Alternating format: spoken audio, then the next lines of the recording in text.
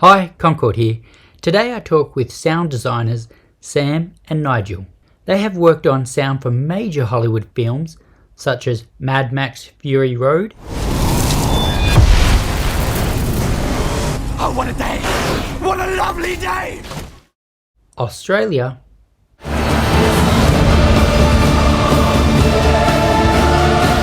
And animated films such as the Lego Movie. To the Batmobile!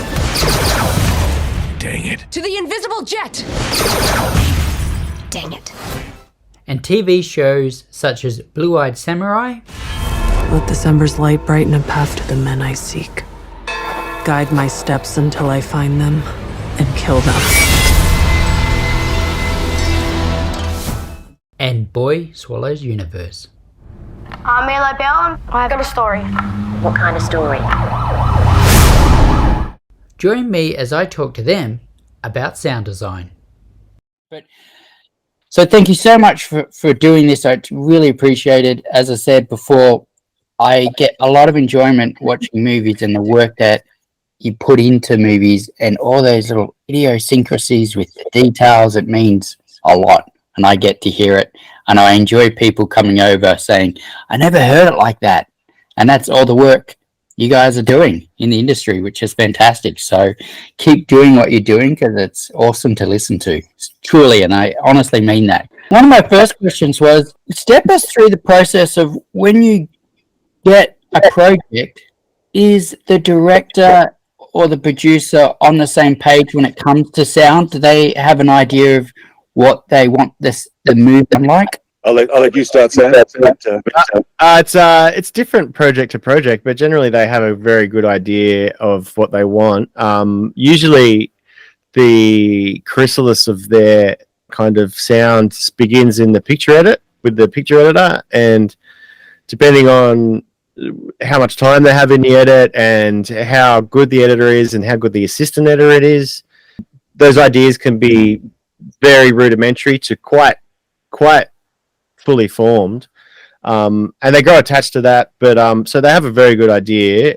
In terms of our ideas, like we bring ideas to it, but really our job is to we need to bring our own ideas, but our job is to really just fulfill the director's vision, I think, more than anything. Interpret their drives and their ambitions. And they may not be able to articulate what those drives and ambitions and creative directions are themselves because they're not, immersed in sound design as we are 24/7.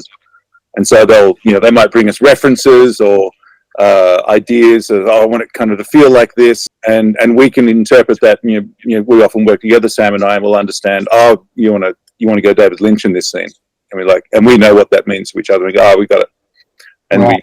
We'll approach it that way. But yes, it does vary a lot.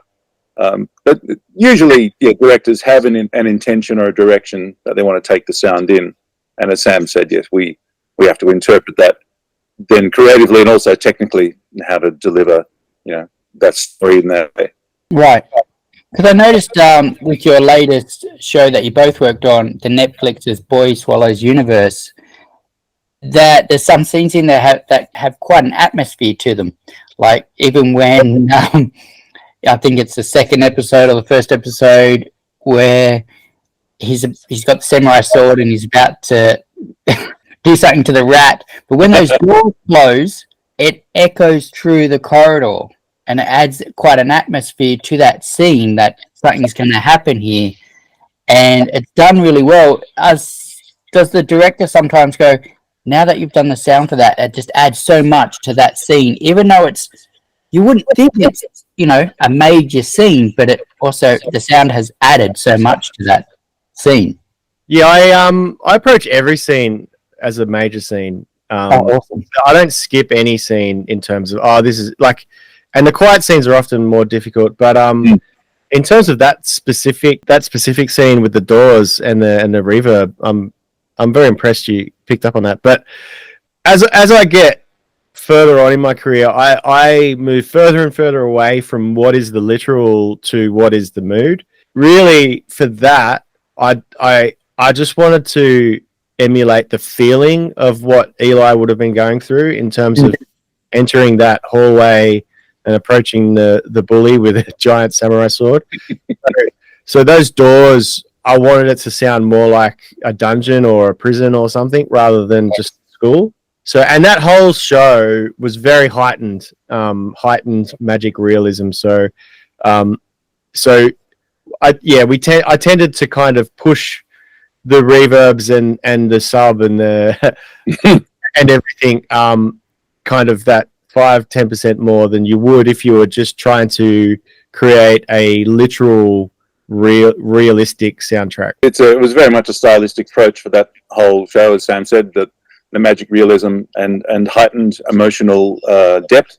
A lot of scenes like that where I'll put in all sorts of layers of rumble and weirdness that actually they do actually change dramatically, from schoolyard to then we're no longer emotionally in the schoolyard. We're facing off, in a dungeon, in a dangerous, dark place, and that's a great show what you've done there, because I noticed the ambience of the kookaburras, the magpies. Has great directional. When Lyle reverses out of the driveway, it actually goes to the rear left speaker, and I went, "Hey, that's pretty cool." And it's a show that's basically a drama in some way, but you've done the sound so well that it impacts the show, and it gives that heightened tension at times, and it's really good to see. And as I mentioned to you both in episode 4, my 2 subwoofers got a good workout in the dream sequence. So well done. A lot of rumbling. So I might have to replace the gyprock now. So, so my next question is: does sound mainly get done in post production? Is it a race against the clock in some ways? Like, the movie's been edited, everything's been done. Now it's handed over to you both. What's the process there? You go for it. I was going to say it varies a lot depending on the scale of production. Yeah. So, for example, something like MadMax Fury Road, which was an enormous production and had an extensive filming process and a very long and protracted post-production, we actually start sound post quite early, start gathering sounds, putting sequences together. They would go back to the edit. They would manipulate the edit. It would come back to us. So it was a very much an unfolding and evolving process where the film is still being crafted. It's still very, very rudimentary when we start. And then, it gradually both pictorially and sonically evolves until it arrives, at the point where it is a complete film. But it's an ongoing evolution. But that's because, they can afford it, working in sound editorial, and then a long time mixing both here and in the US. Whereas other smaller films or a lot of television productions, and even Boys Swallows Universe, for the most part, it was a locked cut when it then comes to us. And then it's like, then the clock's running. It's like, we have a certain amount of time and we have to deliver, the best soundtrack we can in that time. And there's some, time for revision or additions, but, it's very different from, feature film and animation. Again, a larger production, there's a lot of time to explore and create libraries and do that sort of work. But if it's a lower budget production, then basically you're given the show and it's like, go for it and do it. And then, it's out the other end. But they vary a lot. Yeah. Right. Yeah, some shows are a marathon and some shows are a sprint, but Boy Swallows Universe was like sprinting a marathon. Yes. It's several marathons back to back. So is there a difference between doing sound for a feature film to a TV show? Or is it the same process? You'll still approach it the same way, or... Yeah. I approach it the same way, and then complain that I don't have enough time. I think that's a fair assessment. Yeah. I mean, artistically, you approach it the same way, but you just got to make choices, and it's everything's about choices. And with films, you have a chance to experiment a bit more and make decisions that you can go back on. But whereas with TV, generally, you get that one shot at most your choices that you have to stick with. Yeah, I would agree. Like, and with films again, it's a function of budget and time. Where Yeah. like editing a scene, and there's a bell is required in the scene. And if you're working in television, often you have your libraries of sounds, and you find a bell sound, and you put that bell in. You go, okay, that's a good bell. Then in features, if you have the time, they would say, should it be a slightly bigger bell or should it be a slightly smaller bell? Right. And then if the library doesn't have it, it's like, has anyone encountered a bell of that scale? And someone said, actually, there's one at the Town Square clock in Adelaide. There's a bell that size. And it's like, could we record that? And you can examine that depth of detail. So that is the major difference. And a bell was pinched from a structure in Adelaide and recorded for a film that I won't divulge, but it was it's that sort of process. It's that exploratory detail. Yeah. Where if you have the time, then you do it. Like a small example from I worked on Australia a long time ago, as did Sam, and there's a scene where they just start up a film projector, and we had the sound of an old projector starting up, but Baz was very insistent that it be real and authentic, and then it was like, well, can we find one of those projectors? And so I went on a quest to find what those projectors were at that time, what cinemas had them in Sydney, where those projectors ended up, and I found one still in operation in a private cinema owned by a projectionist from Sydney in the 60s who kept one. And so I went to his cinema and recorded the sound of that projector starting up. And so all that takes a lot of time and effort. Yeah. It was fantastic, and it was an amazing experience, but not many productions allow you that amount of time to go into that sort of detail. It actually blows my mind how much of that kind of stuff you did on Boy Swallows Universe, Nigel. Nigel did a lot of ambisonic recordings of around where he lives. I won't divulge that.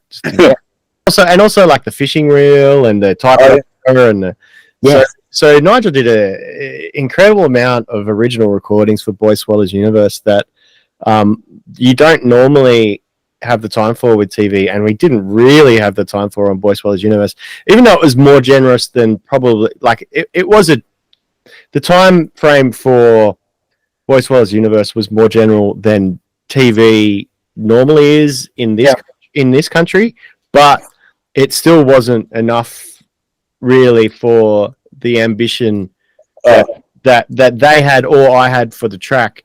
And so I think everyone ended up doing quite a bit of extra for the love of it and for the track that and I think that shines through that everyone really did their very best. It wasn't just a clock on, clock off job. No. It was we've got to make this a cultural landmark. So it was the production quality was very good in that show, and I must admit that show was a roller coaster of emotions. And there was times where I was absolutely laughing out loud because I was born in the 70s, and so all those 80s type it was gold. This is one of my questions actually. How much sound gets used on set to what you add later in Foley, or like, is it 70-30? You'll use 70%, add 70%, and 30% is used on the set. Like, because I was going to say with the little Gemini car, was that? Did you have to find the sound, or you just recorded? So the Gemini. So to answer your question generally, I'd say on Boy Swallows Universe, it's probably 85% production sound in terms of the dialogue. But, spoken words, just the spoken words. The words. Yeah. But, and then we recorded ADR where there was technical difficulties, or where they might have wanted an extra line, or maybe performance. But all of the sounds you hear, the Gemini, the footsteps, the fishing reel, the atmospheres, the birds, that's all us post-production. It's all created. So the Gemini, actually, all the cars, they were up in Brisbane, and again, this is a luxury for a TV production. We got all those cars recorded by Folklore Sound up in Brisbane, because I'm based in Sydney, and Nigel's in Southern Highlands. Southern Highlands. So I was going to fly up, but then I was kind of busy doing other things with the production, so I enlisted Folklore Sound, Tom Keller, who I've worked with a lot on things like Beat Bugs and Ivan Sen's films. They did an amazing job recording all of the cars, the van, the Gemini, the Kingswood, and they did a really, really beautiful job of recording those. And we used all of those. So all of those recordings, all of the cars are original recordings for Boy Swallows Universe. Very authentic, very real. Yeah, very fortunate. Yeah, because it is. So the sounds of the cars are the cars that you see, but they're not the sound from that moment that you're seeing them. Right. Because the microphones on set are just trained on the actors' voices, or they might just be lapels. So that anything that is not voices sounds really, really distant and muted and rubbish, and it all gets stripped. And then we go through and completely recreate all the sounds of all the usual things, and then all the sounds of all the magical things. And and for that show, because as you know, it's in the 80s, but it was filmed last year, so the soundtrack and visually as well is full of modern things. And so they had to visually, in visual effects and so forth, strip every post 1980 thing out of the imagery, and we had to strip every modern sound out of it, and then had to recreate the sounds of those worlds. And I did lots and lots of recordings, in neighboring villages and towns. And we're like, oh, modern car, no, that's no good. Oh, old V8, yes, that one's in. And so I had to sort of then go through all my recordings of these atmospheres and make sure that the vehicles and the ambiences were 80s correct. Teenager in the 80s, so it was all my world. So it was very exciting to do. Yeah, also very, very iconically Australian, which is why you mentioned hearing all those Australian birds, and Sam's even had messages from people in America, Australians living in America, going, "Oh my God, I watched the show and I heard our birds, I heard Australian just coming through." So it actually made them cry. Yeah, it made them homesick and cry. But what's also awesome about the atmospheres that Nigel recorded is like I said, I'm not really into the literal as much as the mood, and somehow Nigel managed to record authentic literal backgrounds that also managed to reflect the mood of each scene that required.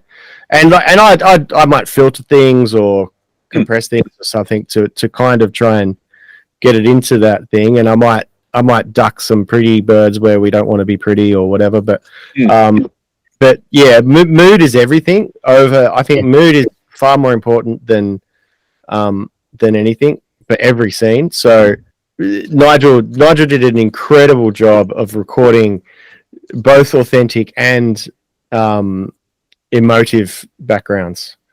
Oh, thanks, Sam. You have to give you $50 after this. I spend way too much time mixing backgrounds as well, because I think they're very important. I know a lot of mixers tend to just spin the backgrounds in and use it as a bed or as a filling, trying to. But it's just a fill for the dialogue. But I think backgrounds can be far more powerful than that in terms of evoking feelings in the audience, and so I spend probably too much time on the backgrounds and don't have enough time for other stuff after that. They sounded incredible. They sounded incredible. Doing that, I'm always the kind of I've got 9 speakers around me. I want them all active. So, because in this day and age, with so many different delivery devices at our hands, from the phones to crappy TV speakers to sound bars to a full 914 setup, it's difficult to mix for all of those formats. Right. I mix for the people who care about sound. So if you're watching it on a phone, you don't really care about the sound. So for me, that mix, all it needs to do is tell the bare minimum story. So you have to hear the dialogue and the music, but it's not going to punch. You're not going to get the sub or that. But I mix it. I mix it for the people who care about the sound, because I think worrying too much about the small speakers, I think you're sort of you can hinder the people who have the 9 speakers in their room for the sake of people who don't actually care. Yeah. And but it is very important. Obviously, the most common complaint about sound these days is that they can't hear the dialogue. So I'm very conscious of dialogue. I spend 70% of the mix on backgrounds and dialogue, and then maybe a bit less. But I spend a lot of time on backgrounds and dialogue, heaps of time on the dialogue. And I find if you do that, then everything else will work. Especially if you've got excellent music. If you trust the effects editor and the sound designer, and you trust the Foley artist and the composer, their stuff should play. And yeah, it's the real difficulty in mixing is dialogue and yeah. What's And I think it's underappreciated how much work goes into dialogue mixing.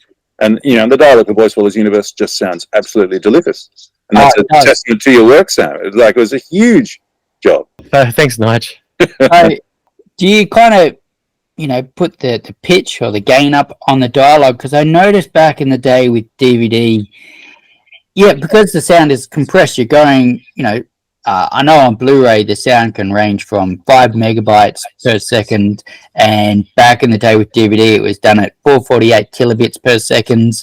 Then it got compressed down to 384. So sound just gets more and more. And the dialogue did suffer quite a bit, and sometimes because the dynamic range changed, your action scenes were really loud, and then you're kind of going in to listen to the dialogue. So I'm glad that you put quite a bit of effort into the dialogue, because it makes a difference. And it sounded, Boy Swallows Universe sounded great. I mean, as with backgrounds, the dialogue can affect the mood as well. So it's not just about making it cut through. It's also evoking a mood as well. So like a character like Lyle, and I sort of discovered this when I worked on The Way Back with Ron Bartlett, who's probably my favorite mixer in the world. He's just the GOAT. But it really, it was a real light bulb moment for me watching him mix dialogue, because he used very subtle EQ moves to evoke mood with the dialogue. So like a character like Lyle, who's quite braggadocious, I guess. When he's like fun, cool Lyle, I'd have a bit more bottom end in his voice, and I'd make it really warm. But when he's to avoid spoilers, when he's maybe threatened or not, I'd take that bottom end out, so he'd sound weaker. And whilst it's all at the same level, so you can hear it, it's not as warm. And I did that as well in a film called Bosch and Rocket with Luke Hemsworth's voice, where basically in the first half, when he's like hero dad, he's got this really warm, bassy voice. And then in the last sort of act where he's not so, where the son comes to terms with kind of what kind of a man his dad is, I took all that out and made his voice smaller without making it quiet. Do you know what I mean? Yes. Yeah, that's a really interesting way to approach it, and it makes me appreciate more what you both do. So that's awesome. That's amazing. I have to ask, since you both worked on Lego Movie, Blue-Eyed Samurai, so you both worked on animated movies. Is it a different approach with that? Because you got the dialogue, but you basically got a blank canvas because it's all animated, and you've got to add everything in. And is it step us through the process. Is there times where you got too much sound, or you want to go even more? For an animated, is it a different approach? I mean, I'll step into that a little bit, because I used to be an animator long ago. I was a stop motion animator, and it was something. Well, I was still doing sound at that time. And with traditional animation, and still a lot of animation, you actually do the sound and the dialogue first. So before anything is drawn, which is called doping, and it's kind of or dope sheets, where you'd actually, so you'd have your dialogue line, hey, put that down, bang, crash, ding, boom, and then the response from the other character, and so you'd have to actually create a almost like a sound play of an animated script, so that you actually had all those key sound moments in there, so they could time them and get the timing to work, and then animate to that. I mean, that's the traditional animation method.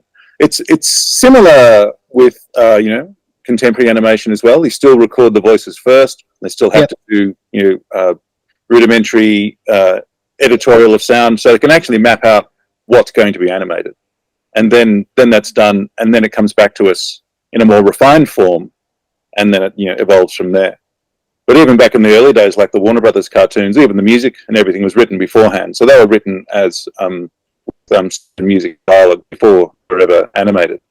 Actually, that was the process. Right. Yeah, so it is a different process in that there's often more sound work pre-visual, but then once the images start coming in, then you start working to them. But with those modern 3D films, we don't necessarily see the finished images before it's released in cinema, because they're still working on it. So at times we'll see that it's still in blocking or layout or unrendered, and you often sometimes have to imagine what the background will be, or there'll be a little descriptive text on the screen says "city here," and and so you've got to. There's a certain amount of imagining, both from the sound department and the visual department to actually. And sometimes on some of those really big animated movies, we really only see it when it's released and go, oh wow, that's how that was going to look, because the rendering is so huge. Yeah, I remember I used to do I did an animation course, and it was on 3D Studio Max. So if you're only seeing, your work at the end, does that in some way, when you do watch it in the theater, do you feel sometimes actually we could have added more to that scene, because now that it's fully rendered, we could have, because before you're using your imagination, you're using the storyboards. Do you feel sometimes like I could have added more to that scene, or that could have been like your work's still good, but you could have, gone even more with it? It's a two-way street. It's an unusual experience to watch a mix for something, and often we'll be working to rough pictures, and then on most movies you end up you get final grade and pictures to watch the mix back, and you can watch a mix, or a director will watch a mix to the rough cut or the ungraded images and be like, oh yeah, that's good, and then watch it to the final image, the same mix, and respond differently. So it's so it can go both ways, that you can watch a scene that is in its final rendered form and just be like, wow, that is incredible. That's actually so much more rich and engaging in every sense than I was expecting, because all my senses are thrilled. Oh, you might see more detail that maybe you could do more things for. But it is a different sensory experience, and you kind of have to compensate for that when we're working in sound, and we know we have rough pictures. We know we have to sort of imagine what it's going to be like when it's more polished and more finished and more finessed, and try and bring as much of that to it as we can. And then it's almost like perceptually, and then the images catch up, and the whole thing, if it all's gone well, will marry together, and you have the whole come together.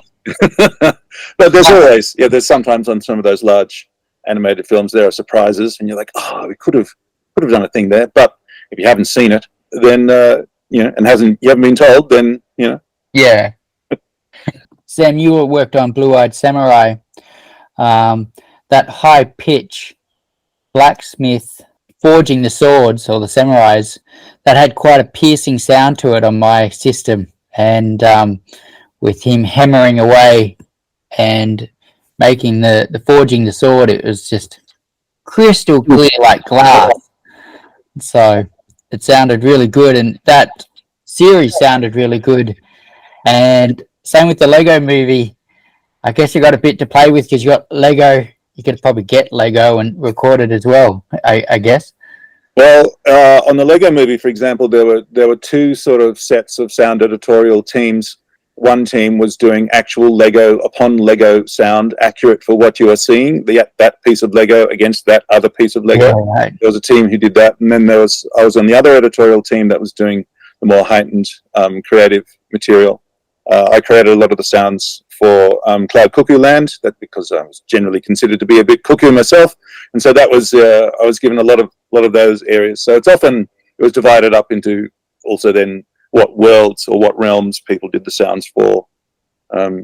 So I went over and over and over Cloud Cuckoo Land, but I didn't actually see anything of the Wild West kind of section of the Lego movie until it came out. It was like, oh, well, that's what went on in there. Yeah. And I could have, because I had the film, I was working on it, but it's very compartmentalized at times on those large productions as to who's doing what types of sounds and for, to what end. Yeah. Is there any...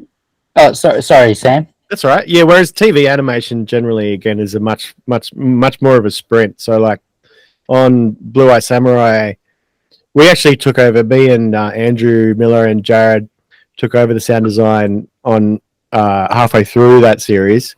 And it was very much, luckily the pictures were pretty close to finish when we worked on it. They got zhuzhed up quite a bit when I saw it on Netflix, but they were really close. But on that one, it was just like, okay, here you go. And we just had to, we couldn't even think about it. We just had to we did a few all-nighters on that one. Oh, wow. So is there any genres that give you more room to work with? Or it's basically across the board? If it's a drama, it's a science fiction. If it's a comedy, you just approach it the same way, or the genre gives you a little bit more to work with in regards to sound? I'll step in that briefly. I mean, like when you think about science fiction, it seems like, it's lasers and spaceships and giant explosions, and it seems like that's, difficult, but it can actually be much more difficult to do, really beautiful sound design for a emotional drama, because you're not supposed to notice the sound design at all. You're just supposed to be completely lost in the characters and their story. And so they all have their challenges. It's I think where it varies is how apparent the outcome is, where, a science fiction or an animation, it's very, very apparent what the sound design is doing and what has been gone into it. Whereas for, a gentle drama, you might say, what sound design? Was there sound design in that? Did somebody mix that?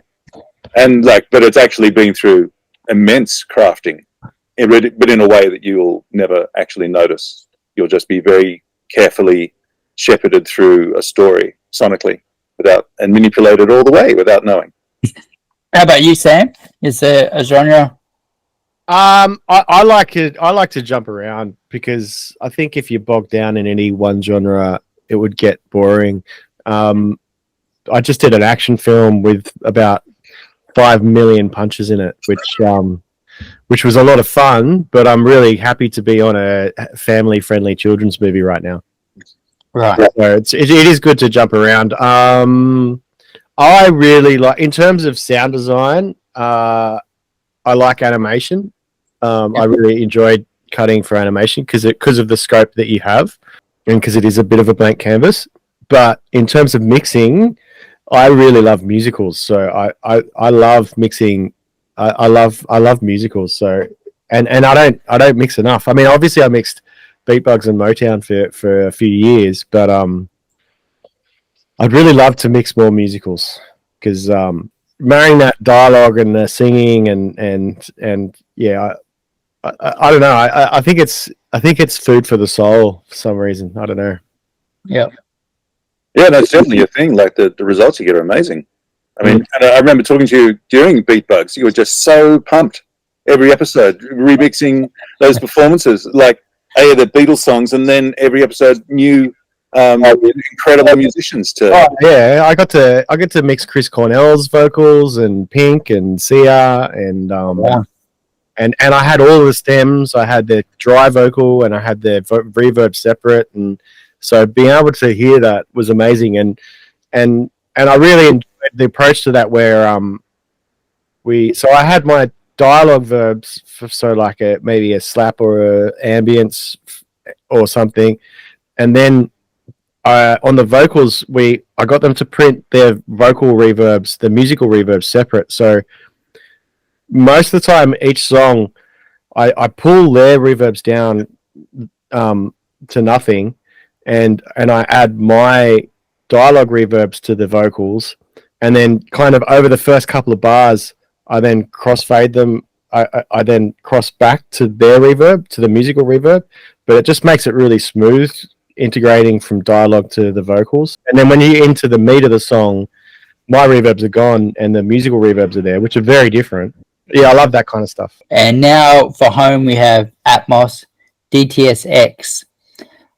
Does that change the game with mixing now, having the height speakers? You got more to play with. Has it changed things? You like it, or it's changed it? Yeah, it's changed it massively. And I think we're still at the stage with Atmos where it's almost like the early stage of stereo, where you know, those early mixes where they had the vocals in the right and the band on the left, or something like that. And I really think with Atmos we're at that stage. I think it's a really great delivery system and archival system. I think it's kind of future-proof a little bit. So I really like mixing in Atmos. In terms of height, I'm still figuring out where that lands. And I think it's probably production dependent, but more speakers is always good. Theatrical Atmos, what's probably more cool to me than the height is the full range surround. I think full range bass managed surround for theatrical Atmos is awesome compared to old school 5.1.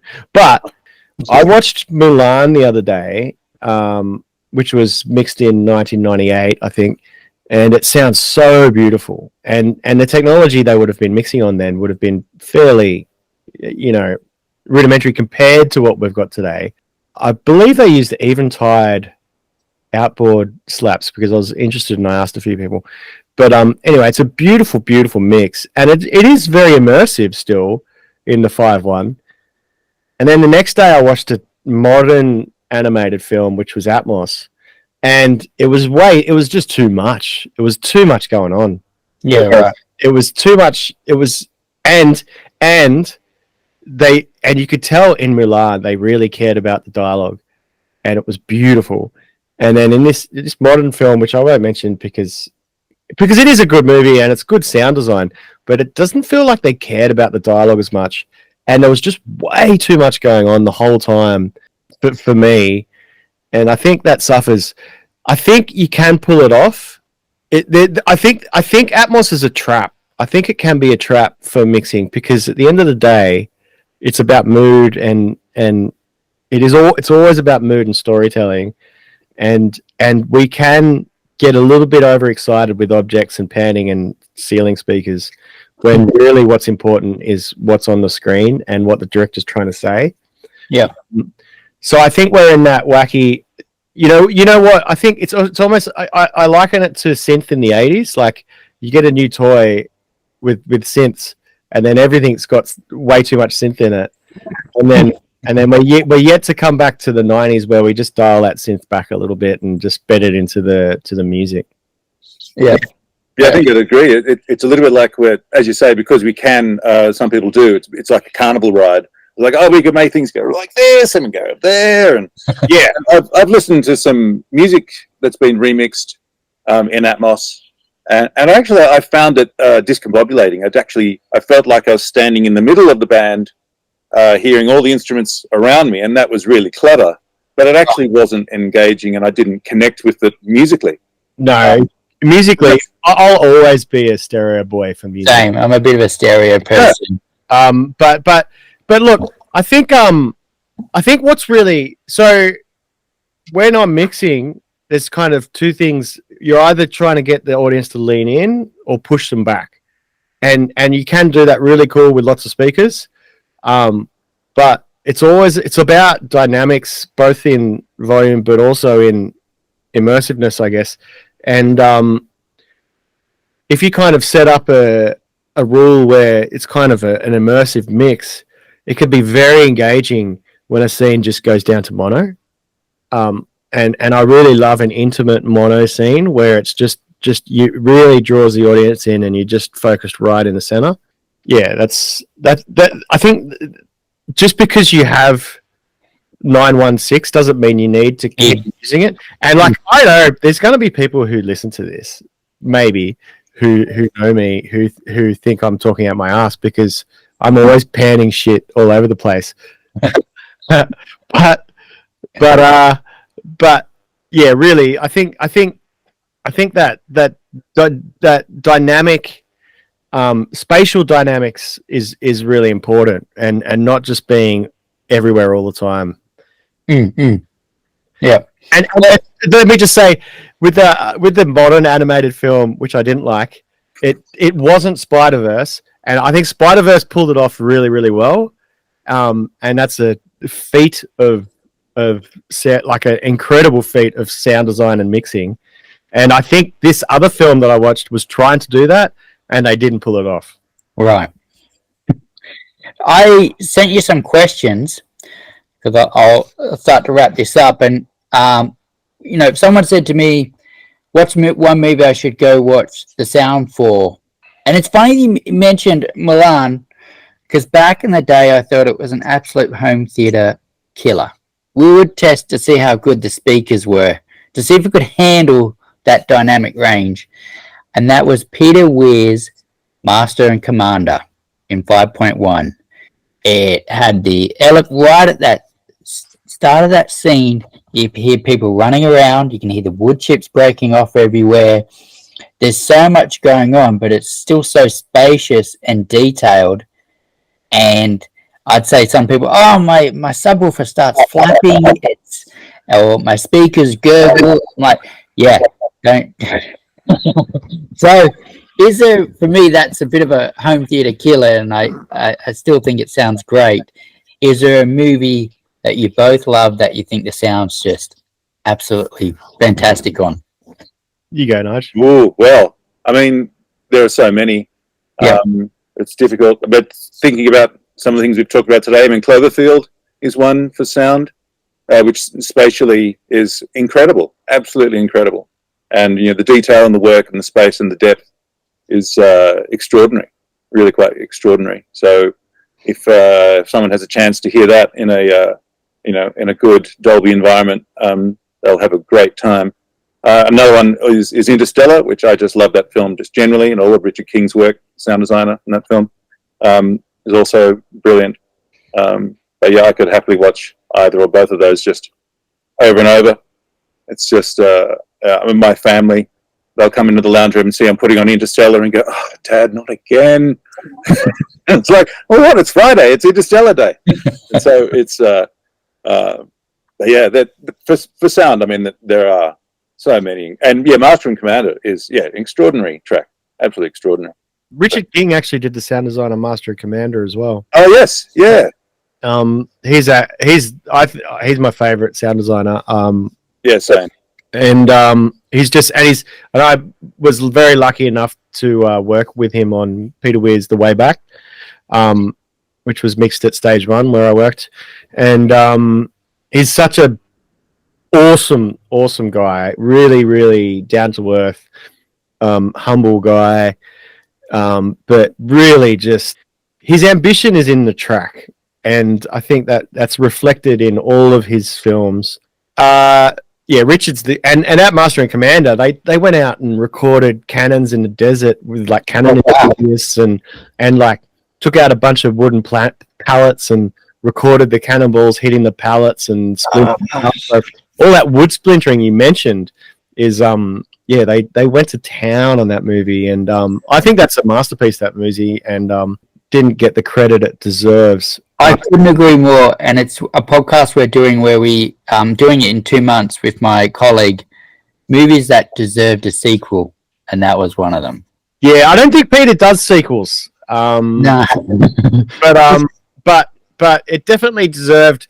I think it deserved more recognition, and I think Peter deserves more recognition as well as Australia's greatest director. Yeah, in terms of movies, I like the sound of. I watched Jaws again last night for the 5,000th time, and I noticed things in the sound on that film for the first time. There's a shot. I think it's the second beach scene. No, it's the first beach scene. And you know when there's a shot in the water and they put the camera like halfway on the waterline, and so the undulation of the water is going like this? Mm-hmm. it's a fairly smooth track, and obviously it was in the 70s, so they didn't, it was all cut on, mag and tape and whatever they used back then. You'd know, Nigel. Yes. Film. That stuff's called film for you. Yeah. Yeah. Anyway, there's this one shot that doesn't last very long with the camera on that midline and the water's undulating, and they really fast cut between underwater and above the water, and it's super discombobulating, and it only lasts for like maybe a second or two, but it's such a really cool technique to kind of slowly introduce tension and chaos. Yep. In terms of other favorite sounding movies, obviously Star Wars are all the Star Wars films. It's interesting you talk about Cloverfield, Nige, which Will Files did, who's another awesome sound designer. But Cloverfield is very immersive and spatially incredible, but that was just 5.1 as well. So, honestly, I mean, Atmos brings a lot to the table, and I think it's great as a delivery system, and I love mixing in it, and I think you can make incredible mixes, but it doesn't necessarily. I don't think a mix is necessarily going to be better if it's Atmos than those 5.1 mixes. No, that's true. I mean, as you said, Atmos is a system, and it's an amazing delivery system, and you can do wild and crazy things, but you're still telling a story. Yeah, and there are films mixed in mono from way back in the day that are incredible. Yeah, and playing those in Atmos is not going to change anything. No, and it probably even give you that feeling of the music. Like if you watched The French Connection or something, and they'd upmixed it into Atmos, it might be awesome to but it probably would spin you out. It probably wouldn't sound right. I'm really trying to think what my favorite sounding film is. I think all those Nolan films. Oh, I'll tell you. Yeah. David Fincher's The Killer, which came out. I think that sounds fucking amazing. I've still got to watch that. There's so much on my agenda to watch. Yeah, that's one of them. I think I watched that recently after your recommendation, and the sound is absolutely phenomenal. Beautiful. And the score is absolute. Look, Trent Reznor and Atticus was ripped off from a nomination. They absolutely should have been nominated for score this year. And that film, I love it. It's so different, but it seems so obvious that why? Of course. And I really love that. I really love that recently. The Spider-Verse movies. What else? Oh, Gran Turismo. Gran Turismo. It's not the best movie in the world. But how could you say that? The sound design, I think, takes racing car sound design to a new level. I think it's the new standard. It just turned up yesterday for me. I just posted it on Instagram. Awesome. So it's probably a bit long. It's not the best movie. It's not a bad movie. I'm not knocking it, but no, you've already said it. Now I've got my expectations set. No, I'm only kidding. Yeah, the sound design on that is really, really next level. Okay, so my last question for you, because I could probably talk to you all day, and I'll wrap it up. So my last question for you is one movie, if you could work from the ground up, an existing movie that you'd love to redesign the sound for. Like if I mentioned this, I love Arnold's Conan the Barbarian. I think it was done in 1982 or something like that. It was originally done in mono because I had to save on production. I'd love to see that. And I know it's being remixed in 5.1, but it's still just, But I love the movie. It doesn't matter. There's some vinyl that I have that I don't think it's been recorded that well, but I love the artist. I'm still going to listen to the music. I'd love to see a redesign of Conan the Barbarian and really just bring it up a whole nother notch with the tools that you have today. Because there's a movie like that, that you'd love to do a remaster on from the ground up? I've been thinking about that question, and the movie that I would like to have seen that done, it's actually already been done, which was the original Blade Runner. And I was fortunate to actually go to a screening of the 5.1 4K remix before it was released at the Orpheum Cinema in Sydney. So that was like at the time, which I think it was maybe 15 years ago.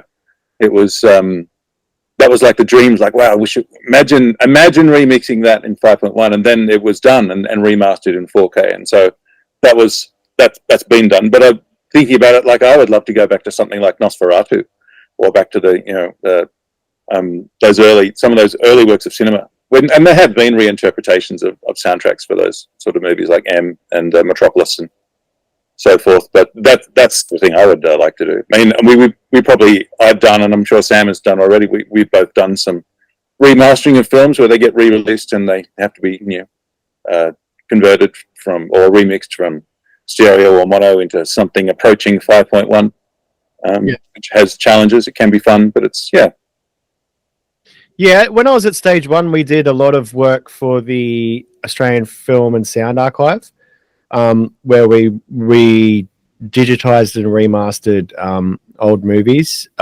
We did two that really stick out to me that we transferred from 2-inch tape to 24-bit 48K was The Piano and Dingo. Dingo's not as well known, but I think it's Miles Davis's last sort of appearance in a film. Pete Smith mixed that, and it sounds fucking incredible. It sounds so good, Dingo. I can't remember who's in it. Miles Davis is in it. I want to say Colin something.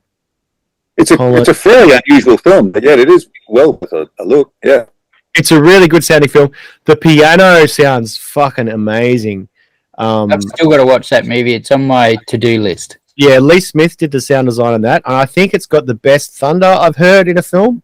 And interestingly enough, it's actually because that was mixed in Dolby SR, so LTRT, where it's just a stereo track, but it gets decoded into a LCRS, so a left, center, right, and a mono surround. Yep. And I think what actually makes the thunder so good is the saturation on the tape, as well as the LTRT. It's not super pinpoint. Like I said, with Atmos, with the Albedex and stuff, you can put like a single thing like anywhere in the room, but because LTRT is kind of smeary and like divergent, the thunder sounds really thick. Wow. And I really love the thunder at the end of The Piano. And so I kind of, when we did those National Film and Sound Archive restorations, the purview wasn't to kind of make it zhuzhia. It was to maintain the integrity of the original mix. Yeah. Whilst digitizing it and upmixing it into 5.1. There's not a lot of things in terms of redesign. That's quite popular nowadays to redesign scenes and stuff. Yeah. And like, I'm kind of not into it. Like, just, and I don't know, I'm probably being an asshole, but I just feel like just leave it as it is. Purist. It's really good practice, and I get it as a practice, but there's some, I don't know, like you kind of like, oh, I'm gonna mute this person's work that they spent God knows how much time on, but also had a deadline on as well. Yeah, and then I'm gonna spend however much time I want without a deadline, without a director, without any of the pressures. And like I'm not into it. I think some of them are really cool, but sort of on a artistically ethical standpoint, I'm not super into them. Which is, people are gonna hate me for saying that, but yeah, I don't know. It just feels weird to me. Anyway. No, it's all good. That's those young people and their TikToks. I don't know. It's dreadful. Yeah, but in terms of redoing the sound, there's nothing that springs to mind. But I would have loved to have been there for like The Godfather or Pulp Fiction or whatever. And my dream would be to work on a Tarantino film, and he's only doing one more, so that's probably not going to happen. But Sam, you've got to get on the phone. That means get on the phone, Tarantino. Yeah, I need to call. I need to make some calls. But no, for me, like my ambition's in the track, and I'm very focused on the craft. But the juice is working with cool people like Nigel, like the incredible directors I've worked with: Ivan Sen, Shannon Murphy, Tyler Atkins, Peter Weir. Just being in the room with those people, because they're just directors are incredible artists, and it's something that I could not do because I don't have the patience. But yeah, so when we finished Boy Swallows Universe, I'm way off tangent here, but whatever. That's all good. When we finished Boy Swallows Universe, we watched it with Trent Dalton in the room, and for me, that was just magic. It was magical watching. His reaction to your work. Yeah, our reaction to his, but it was his story. So it's not just a story he wrote; it's his story. So being able to experience him experiencing that was quite surreal. And again, yeah, like 1-4, watching that with an audience at South by Southwest of 2,000 people and hearing them all cheer at the end, like those are the moments that really count. And being in the room with Richard King and Ron Bartlett and Peter Weir, those are the things. So I reckon, yeah, if there's one film I could have been on, it'd be probably Pulp Fiction.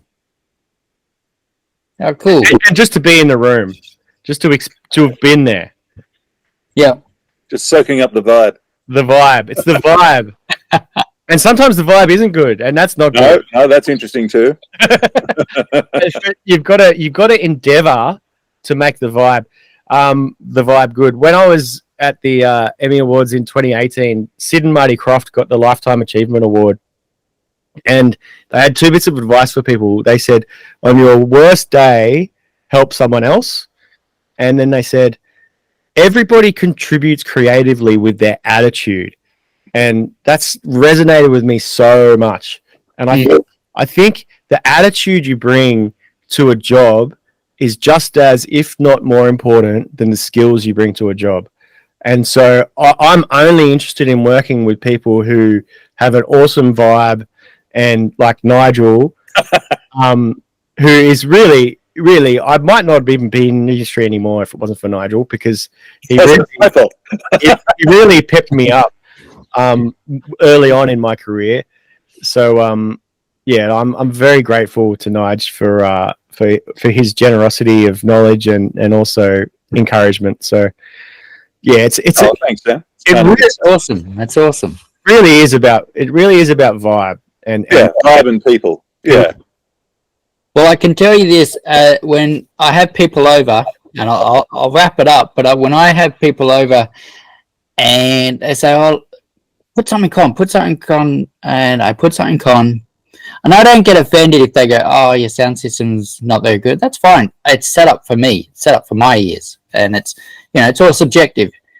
But I haven't yet had someone when they've sat down and I put a movie on for them and they say, and I was saying this to Nigel before, and they sit there and go, I've never heard it like that.